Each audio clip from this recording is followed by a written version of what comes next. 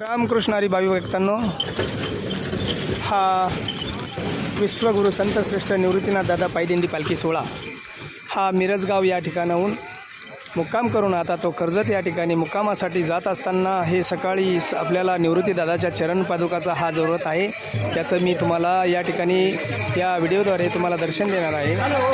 आणि अनेक मागणे नाही देवा, एका जनार्दने सेवा दृढ देई, असं या वारकऱ्यांचं अतिशय सुंदर असं ही भजन सेवा, पांडुरंगाची सेवा आपणाला दिसत आहे।